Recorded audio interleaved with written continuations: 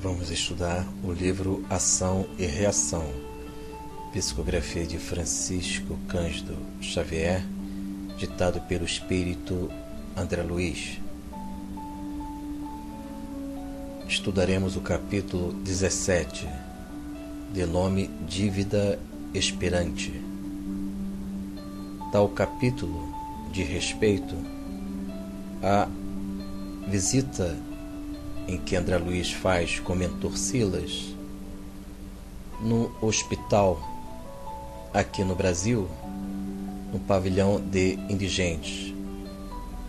Léo é o personagem central que encontra-se próximo da sua morte física, do seu desencarne. E André Luiz irá fazer algumas observações e estudar justamente dívida que se acabou, ou seja, o resgate que se finalizou, conforme o nome do capítulo, Dívida Expirante. E André Luiz ficará frente a frente com Léo, que teve uma experiência muito difícil naquela encarnação em que ele adquiriu a tuberculose pulmonar e estava conduzindo ele à morte, uma vez que ele nasceu muito doente, enfermo, e foi abandonado pelo seu irmão Henrique através de algumas medidas judiciais. Os seus pais desencarnaram cedo e não podia lhe oferecer, os seus pais não poderiam lhe oferecerem justamente o amparo, a assistência, já que o Léo desde criança tinha problemas de saúde e alguns limites de natureza física e mental, de modo que o Henrique, que é o seu irmão mais velho, conduziu o próprio Léo a uma situação de penúria, de necessidade, porque retirou todos os bens de Léo. Este é o resumo desta vida do personagem principal, Léo, que encontra-se encarnado em um dos hospitais públicos, chamado Pavilhão de Indigentes, aqui no Brasil, no mundo encarnado. E Silas e André Luiz encontram-se frente a frente com este irmão que está para desencarnar. E o querido André Luiz, ele tem algumas informações e explicações de Silas a respeito deste irmão, por que ele passou esta experiência de muito sofrimento. Ele foi vigilante e, ao atuar, ele ficava ao ar livre, exposto à umidade, ao frio, e ele piorou e ele agravou a situação dele de tuberculose, problemas respiratórios. Mas o Léo explicou, ou melhor, Silas explicou a respeito do Léo, que em vidas passadas, ele, no século anterior, ele teve uma encarnação que ele abusou frente a um outro irmão. Ele, com o nome de Ernesto, ele fez com que o irmão dele, que tinha problemas também pulmonares, algumas anomalias mentais, ele criou um trama de modo que levou o irmão ao óbito, porque ele mesmo, infelizmente, foi homicida frente ao irmão. Ele matou o próprio irmão por questões de dinheiro, herança, e ele agora está vivendo a mesma experiência, de modo que o Léo de hoje, ele já consegue suplantar, superar, resgatar uma personalidade de um século anterior como Ernesto, em que ele agiu da mesma forma como o irmão dele atual, o Henrique. A lei de causa e efeito, amigos dos estudos. Então vamos à leitura para que nós tenhamos os detalhes, as informações a respeito da vida do Léo, que encontra-se naquela oportunidade próximo da sua morte, do seu desencarne. Em texto, narração André Luiz.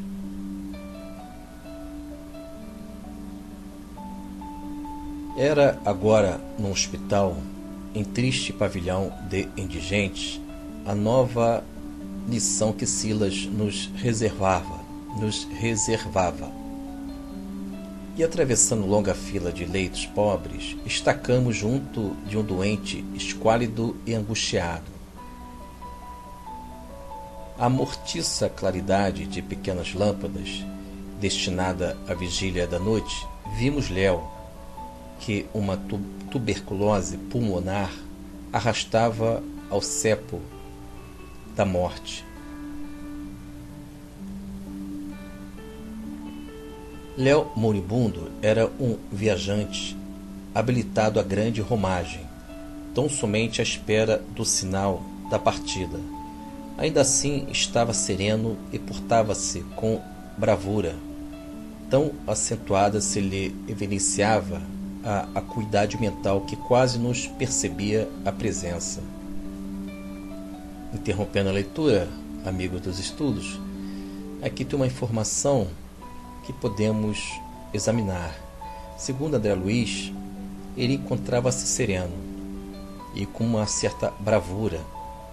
É interessante nós analisarmos isso porque a dívida expirante é aquela que acabou, finalizou. Ele não tem mais o passado que está reaparecendo através da justiça divina, com os seus acontecimentos e fatos. Então a dívida, ao finalizar, dá também para o espírito uma sensação, uma ambiência no seu mundo interior, íntimo, de uma certa paz, uma mansidão, porque ele está superando ele mesmo lá do passado.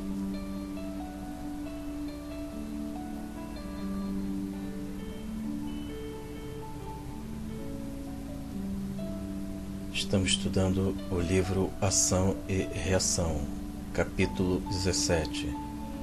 Conforme já relatado anteriormente, amigo dos estudos, Léo, que é o personagem principal deste capítulo, sua dívida está sendo finalizada, ou seja, o que ele protagonizou no passado se encerrou nesta vida, porque ele teve a coragem de superar ele mesmo. Lembrando que no século anterior ele teve uma encarnação de nome Ernesto. Ele tinha um irmão doente, nas mesmas condições dele, como Léo, problemas respiratórios, tuberculose e tudo mais, além de algumas anomalias de natureza mental. De modo que o Léo, tendo um irmão nesta vida, nessa última encarnação, Henrique, em que ele abandonou o próprio irmão em condições difíceis. Ele de alguma forma agravou os problemas de saúde que até então o Léo já tinha desde criança. Ou seja, como Ernesto é o mesmo espírito, como Ernesto no século anterior, ele matou o próprio irmão por questões de dinheiro e herança. Ele reaparece, reencarna como Léo. Ele, de alguma forma, viveu a experiência de vitimar o seu irmão e agora ele está resgatando esse passado de culpa como Ernesto e ganhando dignidade como Léo. Eis a beleza da justiça divina, superação de si mesmo. Velhos capítulos que reaparecem para que nós possamos suplantar e agir em Cristo. Vamos darmos continuidade à leitura para que possamos ter mais informações. Narração André Luiz. Em texto. Já que vieram para anotar um processo de dívida expirante, podem algo perguntar ao companheiro, cuja memória se revela tanto quanto possível consciente e vigilante. Nos ouvirá? Não com os tímpanos da carne, contudo assinalar-nos-á qualquer indagação espírito, esclareceu o assistente afetuoso. Interrompendo a leitura, amigos, lembrando que André Luiz e o mentor Silas encontram-se no hospital. frente ao leito em que o Léo está desencarnando. E agora o André Luiz vai estabelecer um diálogo. E neste diálogo, o Léo vai exemplificar para todos nós, ouvintes, leitores da série André Luiz, dos livros, a beleza desta literatura, essencialmente desta narração do André Luiz, em que Cristo vai conceder coragem como exemplo maior para o Léo, que encontra-se abandonado pelos seus familiares, abandonado pela própria sociedade, mas ele encontra-se ali com fé, brandura, erguido, para que ele possa fazer a passagem da vida material para o espiritual, resgatando seu passado e adquirindo a paz de espírito. Voltemos à leitura.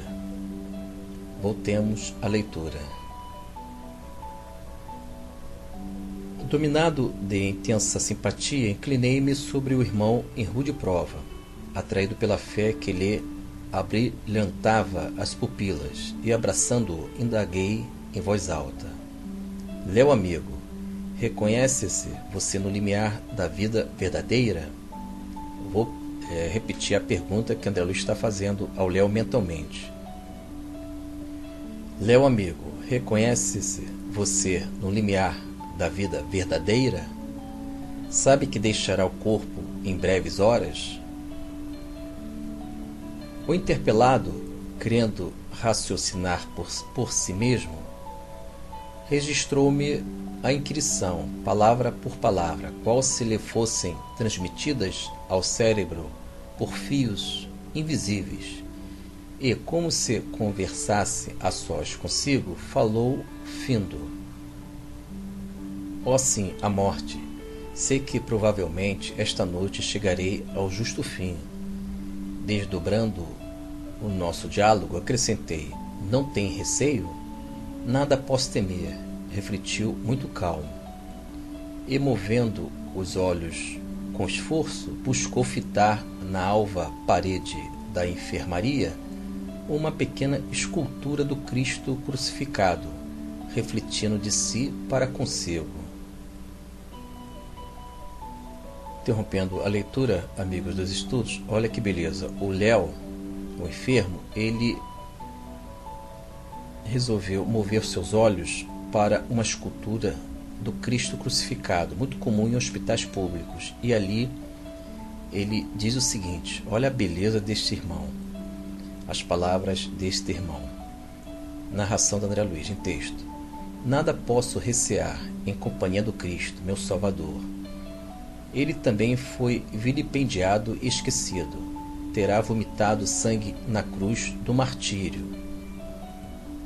Ele, que era puro, varado pelas chagas da ingratidão, por que não me resignar à cruz do meu leito, suportando sem reclamar as golfadas de sangue que de quando em quando me anunciam a morte, eu que sou pecador necessitado da complacência divina. Que beleza, interrompendo a leitura, amigos, que beleza estas palavras.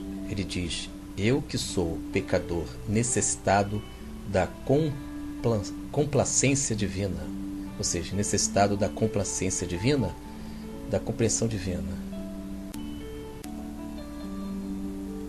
Nesta hora de tanta significação para o seu caminho, sinto a ausência de seus familiares humanos. Ah, meus familiares, meus afetos, respondeu falando mentalmente. Meus pais teriam sido, no mundo, os meus únicos amigos. No entanto, demandaram o túmulo, quando eu era simplesmente um jovem enfermo. Meu irmão Henrique não hesitou em me declarar incapaz. Apossou-se-me de todos os recursos. Internou-me no hospício em que amarguei longos anos de isolamento. Sofri muito. Interrompendo a leitura, amigos dos estudos, veja bem, o irmão Henrique, na última reencarnação de Léo, ele agiu desta forma, excluindo o Léo de todas as riquezas que até então o pai deixou para ambos. e de alguma forma, através da justiça, foi declarado como incapaz. O Henrique agiu da mesma forma que o Ernesto, que é a penúltima vida de Léo, lá no passado, ele agiu da mesma forma em relação ao Ernesto. Ou seja, o Léo, ele é vítima dele mesmo, porque o Henrique, ele tem algo de semelhante da personalidade de sua vida passada como Ernesto. Ou seja, o Léo está sentindo, está experienciando aquilo que ele agiu, as suas ações, as suas atitudes, como Ernesto. Ele também agiu de forma cruel, desonesta, levando o irmão à morte. Então, o Henrique é uma faceta de uma vida passada, simbolicamente falando, do próprio Léo. O Henrique ele tem um pouco da personalidade cruel do Ernesto, que por sua vez é o mesmo espírito de Léo nesta vida. A justiça divina, ela permite que nós venhamos a experienciar estas dores, porque tem como fundo, como questão maior, a educação do espírito. Iremos sentir aquilo que nós criamos no passado. Às vezes uma pessoa que nos incomoda, que nos leva a alguns constrangimentos, na realidade ela representa nós mesmos, essas pessoas representam nós mesmos no passado. Então, quando a pessoa age de forma nefasta, claro que não é um padrão, uma resposta única. Pode ser, mas se porventura você está experienciando a dor através de uma pessoa que é um instrumento expiatório do seu destino, na realidade aquela pessoa que está lhe prejudicando, ela representa você no passado. A exemplo do Léo, que agora ele está recebendo os velhos capítulos, as consequências da lei de causa e efeito, como personalidade de Léo, mas está recebendo as consequências de atos transgressores como Ernesto, mesmo espírito, um imaturo, e agora, neste momento, Léo ganhou a madureza, ganhou a espiritualidade e está superando, está crucificando esse passado como Ernesto. Ele está vivendo literalmente o que Jesus coloca no Evangelho. Negue a si mesmo, ou seja, ele está negando o Ernesto Fantini, ou melhor, Ernesto. Desculpa, Ernesto Fantini é um personagem do livro E a Vida Continua, mas na realidade o Ernesto está sendo negado pelo Léo atual.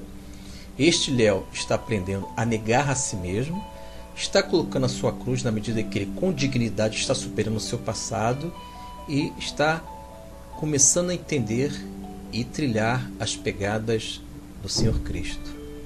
Eis a beleza da vida, irmãos dos estudos. Voltemos à leitura. E aqui ele diz, né? Apossou-se-me de todos os recursos, internou-me num hospício, em que amarguei longos anos de isolamento, sofri muito. Estes foram os depoimentos, interrompendo a leitura, do Léo a respeito da sua vida diante do André Luiz. Agora vamos às explicações do mentor Silas, o porquê que o Léo está vivendo esta experiência. Ele vai relatar uma vida passada que eu já antecipei, com o nome de Ernesto. Em texto. Em que ponto será lícito considerar a presente desencarnação de Léo como débito expirante? Eis a pergunta de André Luiz. Resposta de Silas. Silas antecioso prosseguiu, depois de leve pausa.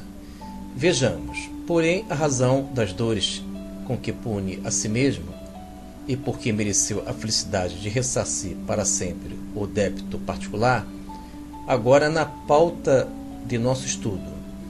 Em princípios do século passado, era ele filho dileto de abastados fidalgos citadinos que, desencarnados muito cedo, lhe confiaram o próprio irmão doente, o jovem Fernando, cuja existência fora marcada por incurável idiotia. Voltemos à leitura. Ernesto, no entanto, pois era esse o nome de nosso Léo, na existência última. Tão logo se viu sem a presença dos genitores, deu-se pressa em alijar o irmão do seu convívio.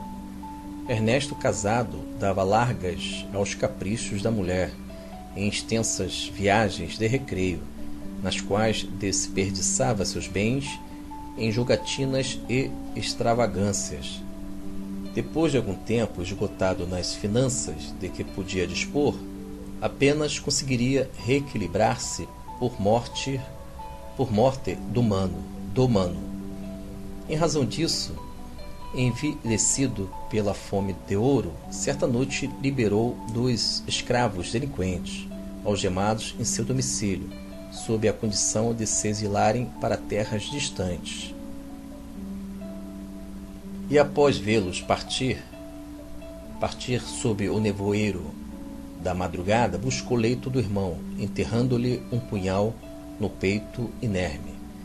Na manhã seguinte, ante o choro dos servos, a lhe mostrarem o cadáver, fê-los admitir que os cativos fujões teriam sido os autores do crime e, inocentando-se com astúcia, entrou na posse dos bens que pertenciam ao morto, com plena aprovação dos magistrados terrestres. Finalizamos a leitura, amigo dos estudos. Temos aí a lei de causa e efeito, ação e reação, velhos capítulos reaparecendo para o Léo. Ele está tentando superar a sua penúltima personalidade como Ernesto, que foi um homem cruel.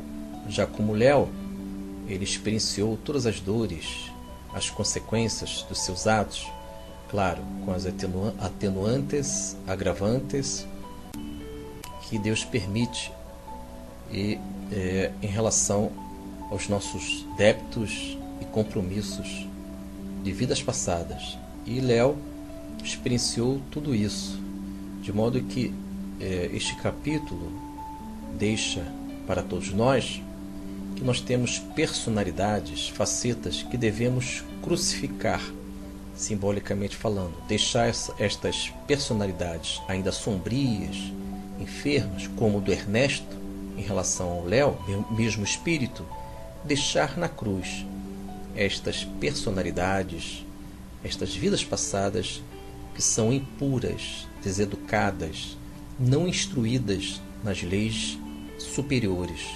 Uma vez que Léo ele se ajustou a negar a si mesmo, colocou a cruz nos seus ombros e seguiu o mestre, ele superou o Ernesto nele, e o Léo passou a ganhar a dignidade de um espírito que readquiriu a paz e está avançando em sua espiritualidade. Fiquem na paz, meus amigos, que possamos estudar os temas da vida.